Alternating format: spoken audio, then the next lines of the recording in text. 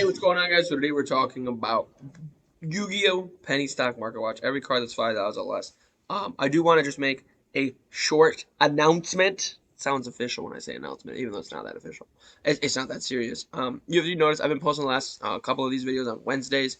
That's just because of the holidays. But I do think going forward, these will be posted more on Mondays. I don't know if you guys have noticed this. This is sort of like a behind-the-scenes thing. I post all the videos on the same day, and then kind of chunk them out over the course of the week. If there are any videos you guys want me to talk about, go ahead and let me know in those comments down below. If someone makes a comment about a video, I can usually just quick and do that video if I haven't gotten it done already. But I'm just saying, going forward, these are probably going to be released on Mondays instead of Sundays. It's just the way scheduling is worked out with my job. Sundays has turned out to be a busier day than Monday. As far as this is concerned, I referenced we might have to go to page 3. If you're wondering, if you're new here and you're wondering why I'm not talking about some of these cards, excuse me, it's because I've talked about them already. I've talked about Ian Shuffle. I've talked about the Yugioh package. I've talked about Ash. I've talked about the Pistol package. I don't think I've talked too much about this card. I have talked about it, though, about Infiltrack Machina, different things like that. So that's why, for the people who subscribe, so make sure you guys are subscribed so you guys can check that out. But it's mostly too, like, those videos aren't going anywhere. It's like I didn't take those videos down. So if you want, I can, you can go back, watch some of the other Market Watch videos and talk where I'm talking about Geek Boy, or when I'm talking about the Sprite package, or I'm talking about Tri Brigade. I think that was last week, actually. I was talking about Tri Brigade, or I was talking about a card like Small World. But for the recurring subscribers, I didn't want to be. I don't want to be repetitive. I mean, even what I'm about to say next is repetitive of why I think that the market hasn't changed a whole lot, and it's because of the format. The format's been kind of stagnant. There hasn't really been any major sets released. So that's why I don't think the market has changed too much. I mean, even the second page, the Allure of Darkness is kind of new. And, this has been a card that's always been a solid penny stock. Not like actual pennies, though, and that's why it's always been a solid penny stock. But the rest of these cards, we've talked about them before. But we can talk about Allure of Darkness real quick to actually talk about this. I mean, this is the kind of card we're talking about. I mean, if we look at the last year, like, this is what this card this is just what this card does. Now, if we look at all versions of Allure of Darkness, and there are a lot. There are 3, 6, 9, 12, 13 versions of Allure of Darkness. All of them are under $5, except for the Phantom Darkness one, which I'd assume is the I would assume that's the original one. Oh, then there's this one too, the Speed Duel one, ultra rare. But what I like to do when cards like this have a lot of copies, I like to look for two things. One, alternate arts. Interestingly enough, I don't know I don't know the stats on this. If there's some random person who knows this, go ahead and let me know. I don't know how many cards have 14 copies of itself and no alternate art. Like maybe Effect Veiler. Effect Veiler just came to mind. Mystical Space Typhoon came to mind too. One second. I think Mystical Space Typhoon also doesn't have any alternate arts. Yeah, Mystical Space Typhoon's another one. I'm gonna check Effect Veiler too while I'm here. Because a lot of times, these cards that's crazy. Effect Veiler. Effect Veiler feels like it needs an alternate art. But a lot of times, these cards don't ever get alternate arts. Or they get alternate arts once it's like the 5th or 6th one, right? I mean, Appaloosa has an alternate art. I guess maybe it's usually monsters. Yeah, that does sound kind of right. It's usually monsters, not spell cards, but I wouldn't mind an alternate art if they could make it work of Allure of Darkness. But that is one thing that I look for when there's cards that have multiples. I look for alternate arts because alternate arts, usually start to branch off and have their own type of market, um, not relevant to the other card at all. But the other thing I start to look for is rarities. And so when we start to look at this is market high to low. So these are the ones that are the least expensive versions of Allure Darkness. These are the most expensive versions of Allure Darkness. And the least expensive non-common version is the super rare, right? And super rares are super popular because nothing's happening with the letters. So I think a lot of times people don't really. I'm pretty sure it's right. Super rares like that, yeah. Um, right? Because I think I'm trying. I think I might be getting it confused with ultra rare, but I think ultra rare is the one where like the letters are kind of shiny, and the card itself is too. And super rare is just that, right? It's like common is nothing, rare is just the words, super rare is just the picture, ultra rare is both, and then secret rare it looks shiny, and then there's a bunch of like there's like ghost rare, starfoil rare, celebration rare. I don't know. There's a lot of other random rarities like that, but the main rarities are common, rare, super rare, ultra rare, and secret rare, and ultimate rare. That's the other one, ultimate rare, where it's almost like 3D. Um, and we look at the ultra rares. They're the highest two selling cards for Allure of Darkness, the ultra rare version. Or not highest two selling, but the highest price. When we they actually might be also the highest selling. One second, let's go back to best selling. They're also the best selling, right? Well, actually, no, they're not. Not the other ultra rare. Where's it? This ultra rare is not one of the best selling because it's the most expensive, but it is still two ultra rares that are the most expensive, right? So TLDR of the last like 5 minutes or however long I've been rambling about Allure of Darkness rarities is this. This version of Allure of Darkness is almost certainly a buy, and the reason for that is because it's an ultra rare. When we look at the other two ultra rares, and we see that they're the highest selling, and we look at, or they have the highest price tag, and when we look at the best selling, and they're both ultra rares, including this card is the best selling version of Allure of Darkness, that makes me think this could be a $3 to $4 to $5 card very, very soon. Now, if we just take a look at the market itself, it's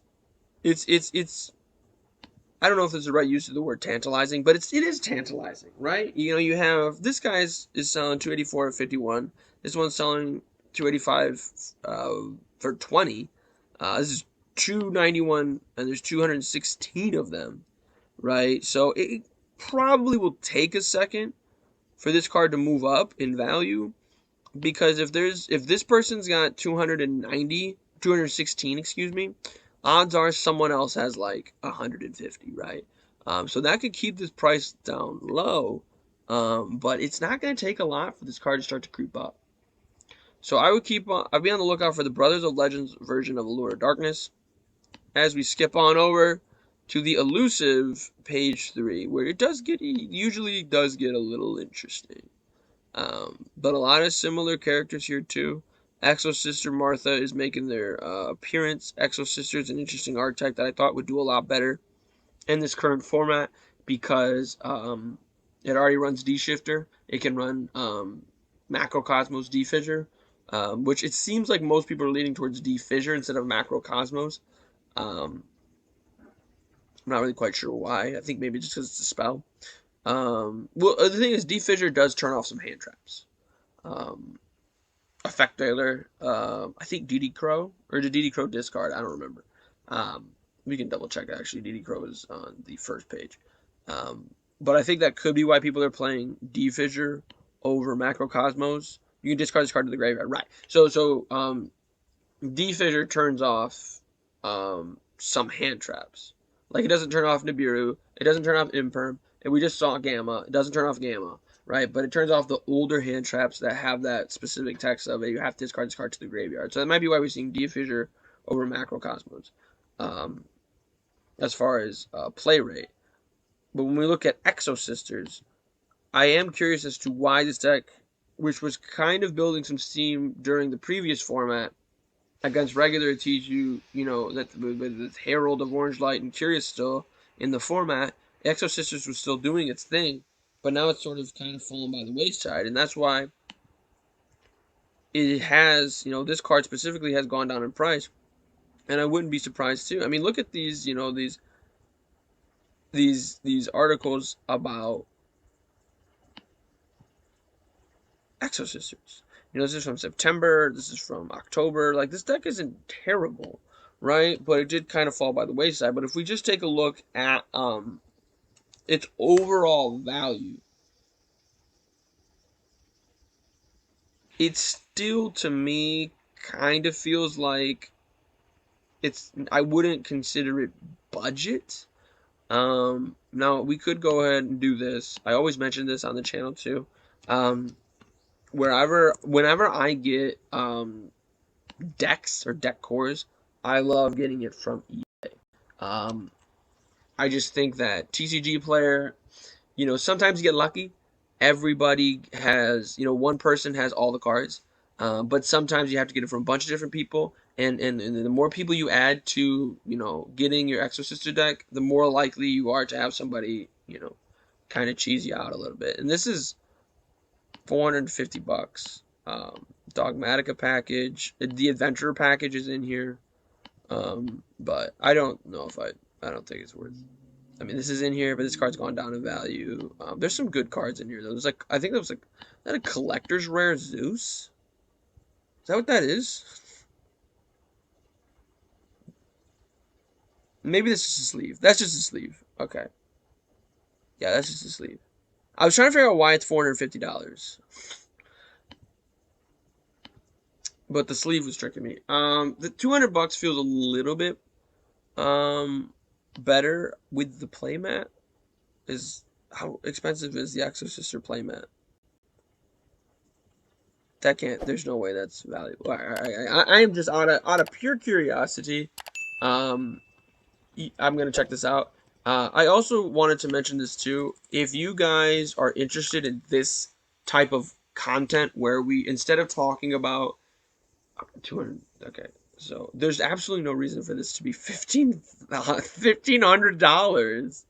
Those are the collector's rares. Okay, but if you guys are more interested in that, let me know.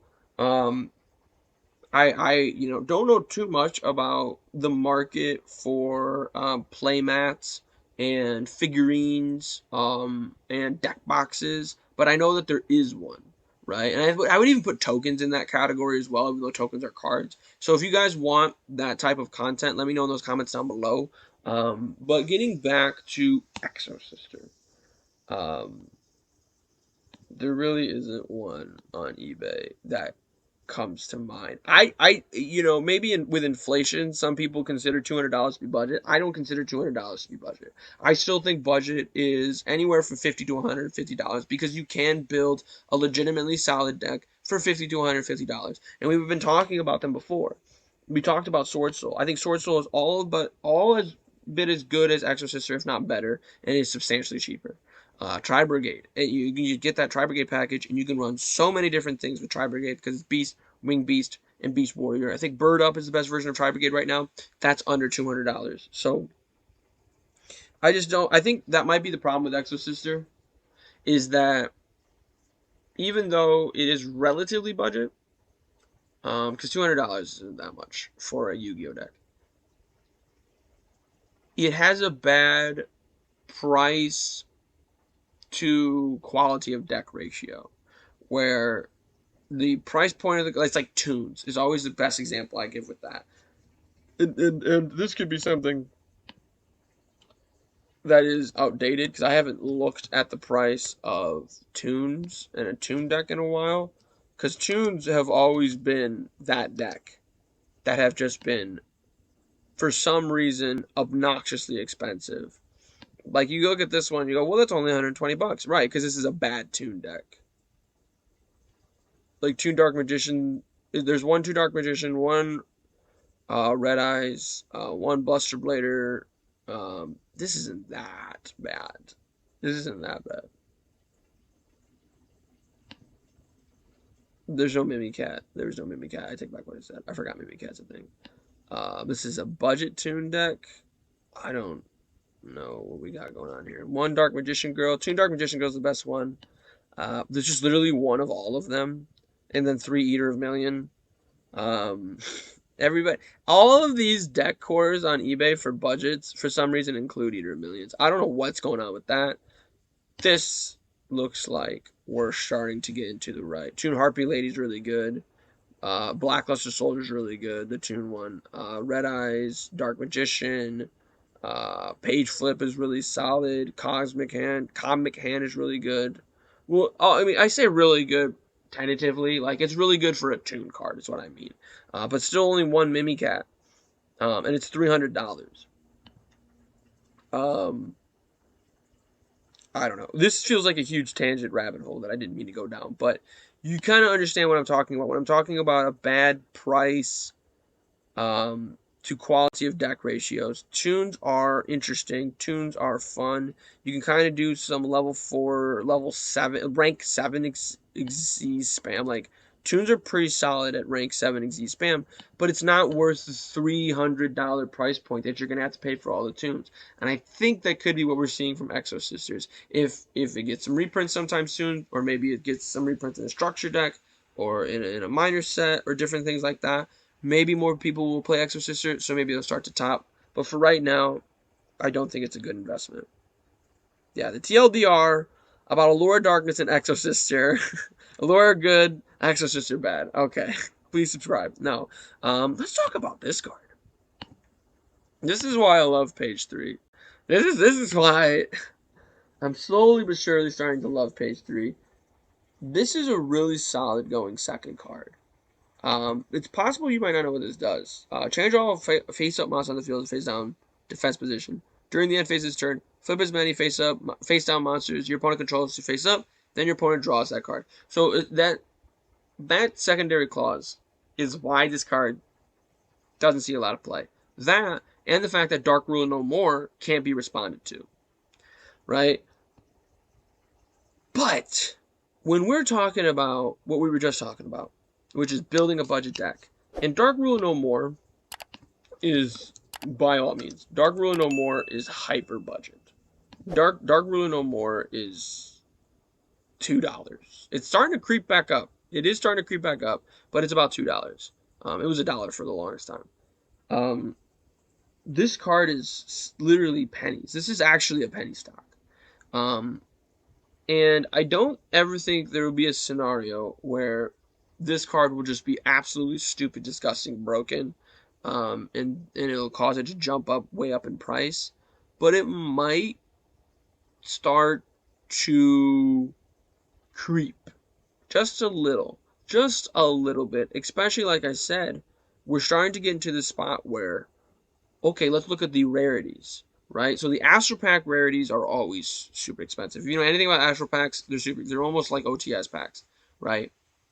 After the Astro Pack rarity, we have a rare from Tactical Masters, which I don't normally like rares, but the rares from Tactical Masters are especially bad.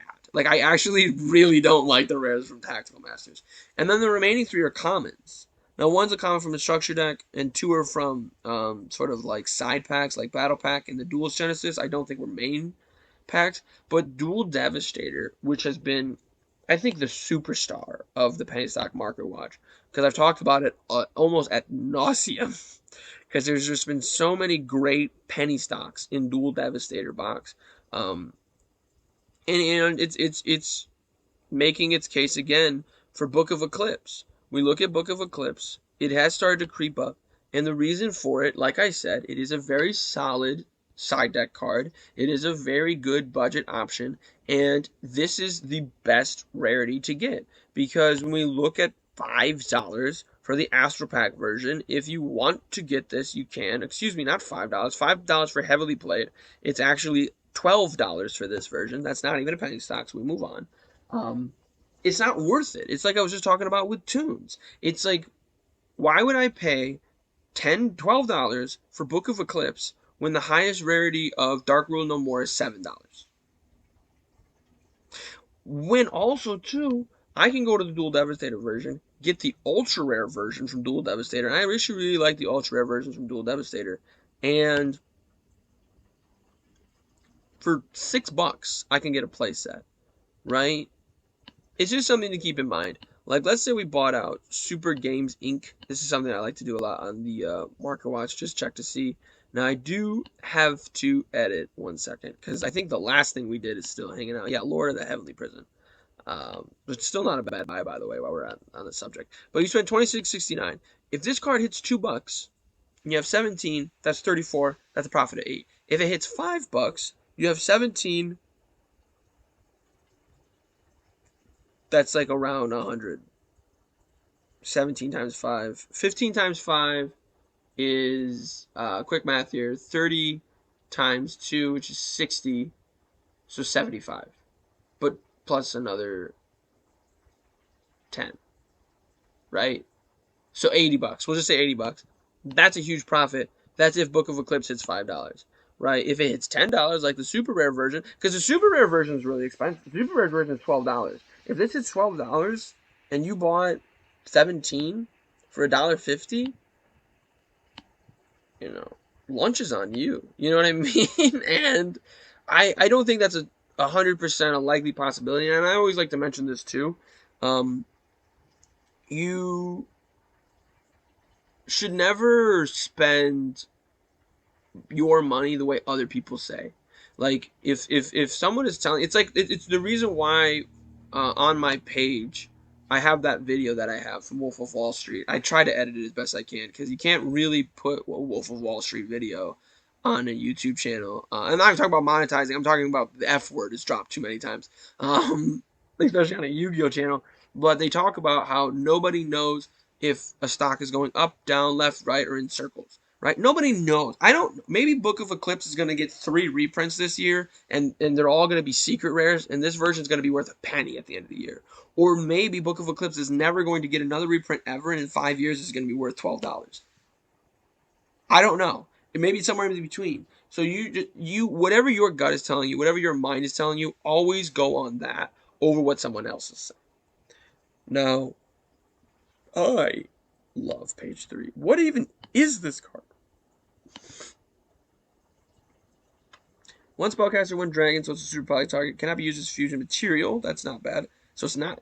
So it is a super poly target, but it can't be used for super poly. Okay. Loses 100 attack for each banished cards. If a monster uses its effect to special summon itself, or a monster with its same original type, you can target one of those special summon monsters, banish that monster, also banish all monsters on the field with the same type.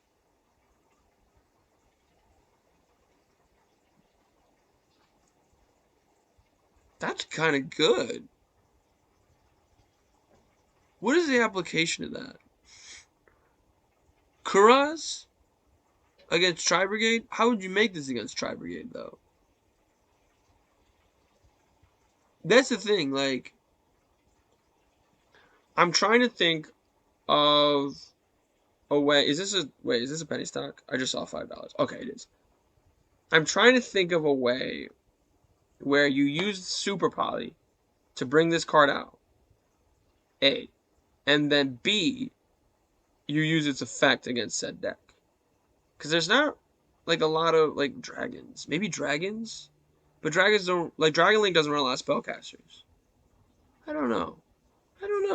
Let's see what the articles are talking about. Best decks. I don't know. You guys let me know. This card feels like it's okay. And I know, like, Dark Magician sometimes runs dragons. There are dragons in Dark Magician, which could be the reason why this card is, like, randomly had this bump from $1 to... What was this? What happened? What happened on December 20th with this card?